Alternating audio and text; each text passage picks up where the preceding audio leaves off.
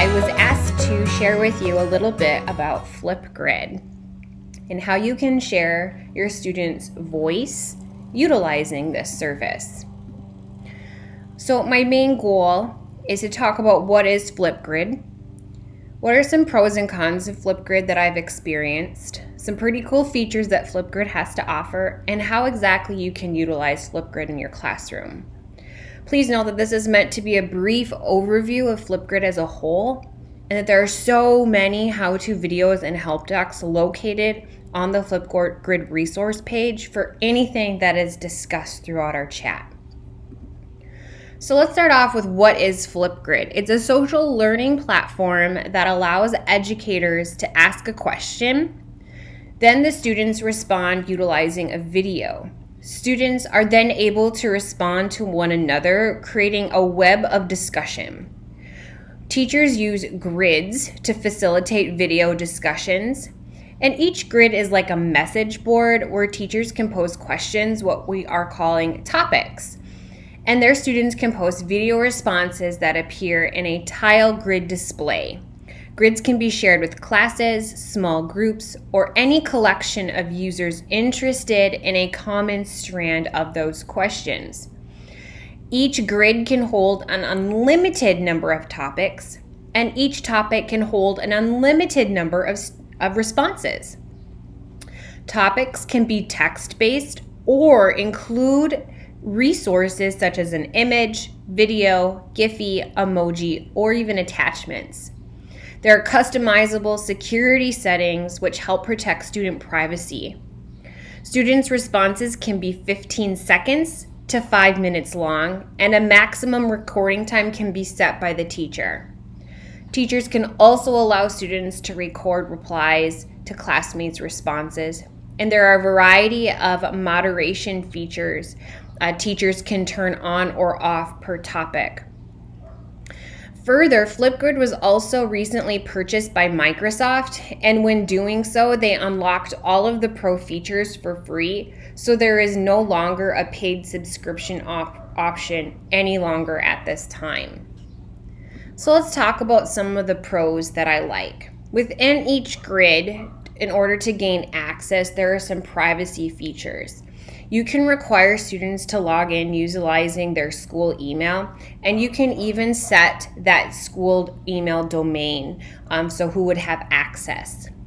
You could also create student IDs, not utilizing their NDUS student ID, but you could make up IDs for your students if you'd like to. There's also the option for an educator learning community. So this would be a public grid where students would not need to utilize a login such as the school email to get in.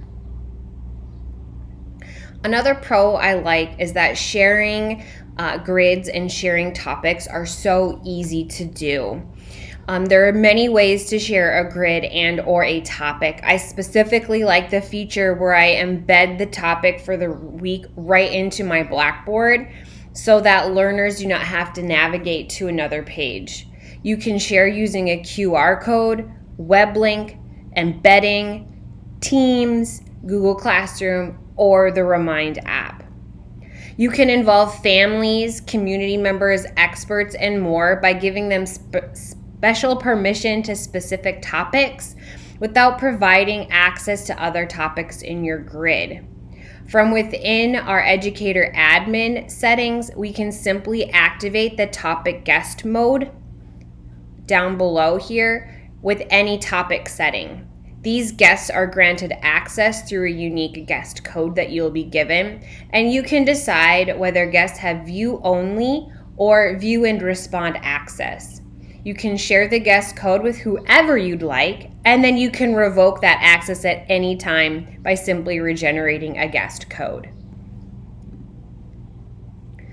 Again, I really like the ease of Microsoft Team integration.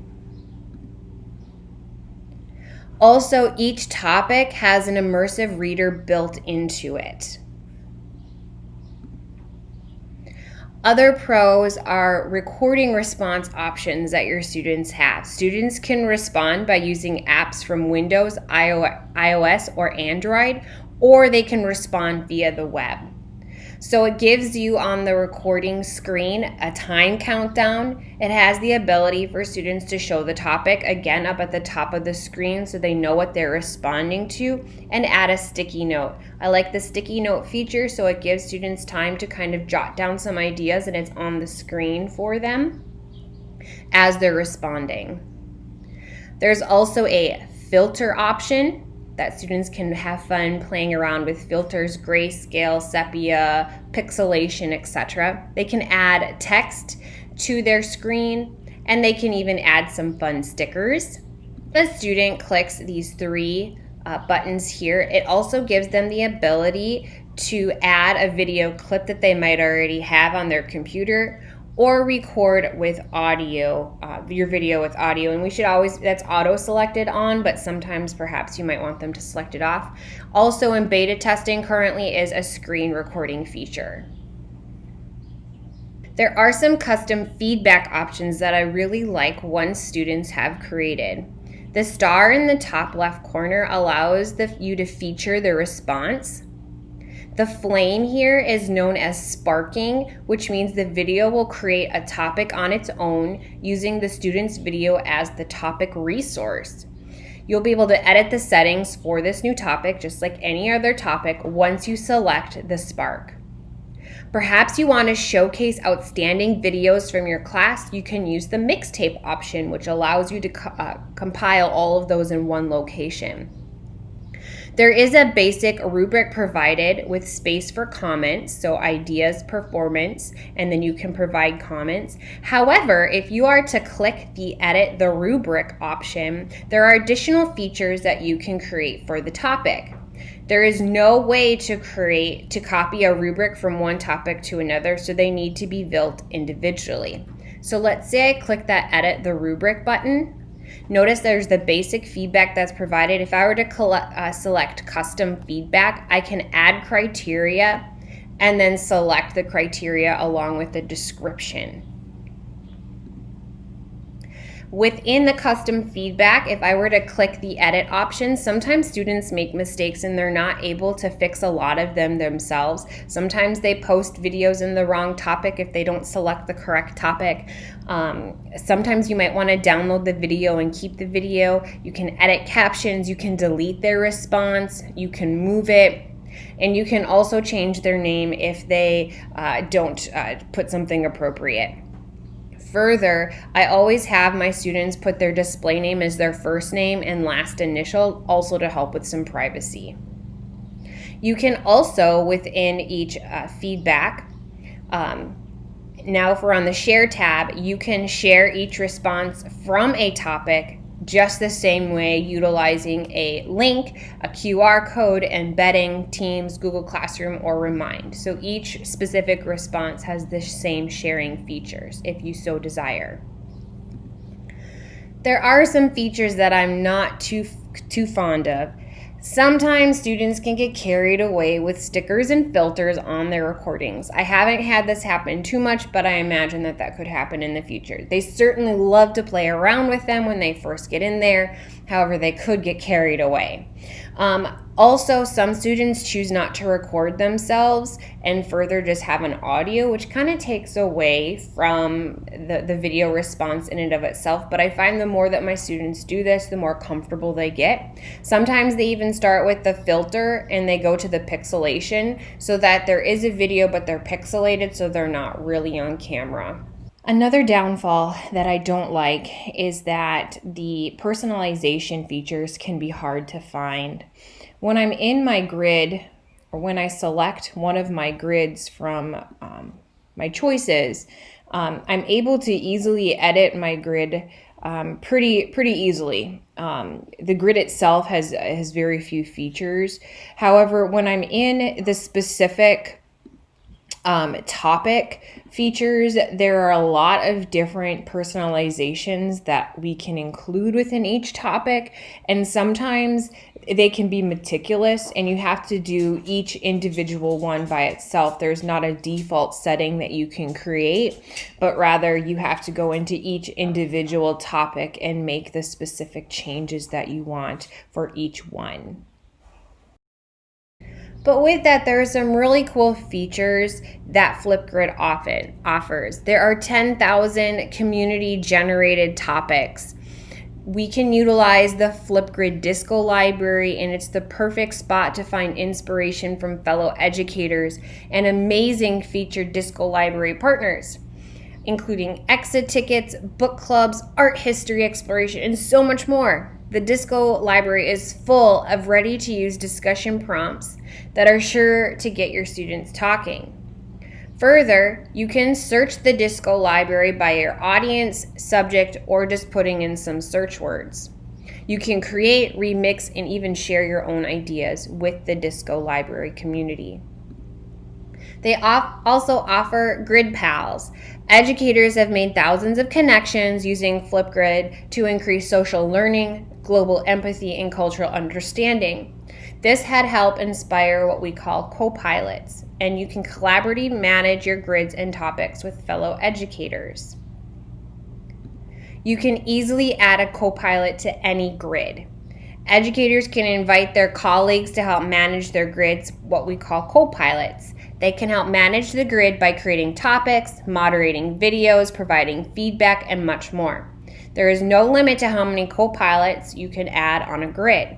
The co-pilots will also have all of the same settings as the grid owner, including notifications. So this is a perfect opportunity if you're co-teaching a class. However, you cannot remove yourself as a co-pilot. The grid owner needs to remove you. I encourage you to attend to social media to stay current with Flipgrid updates, as they happen frequently based on feedback from educators following #FlipgridFever, #FlipgridForAll, #FlipgridAR if you're interested in some augmented reality. I also encourage you to sign up for their newsletter and check out their blog posts frequently. So how are educators utilizing Flipgrid? I use it as a book discussion or a book study for my ed tech class. There are reflection questions after each chapter that I have learners reflect upon. They have 5 choices. They have to choose 3 of the 5 questions and then respond to their classmates. So it's a discussion board via Flipgrid.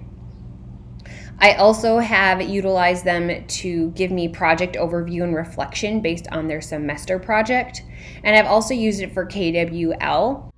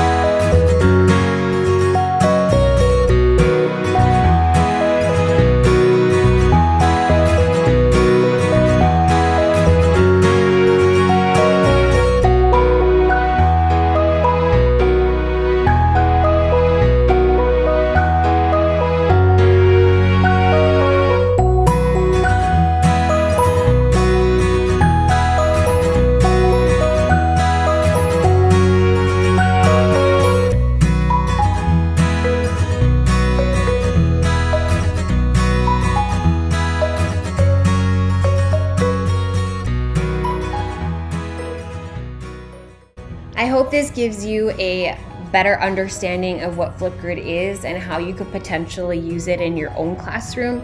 I would be more than happy to help anybody explore other features or give you additional resources.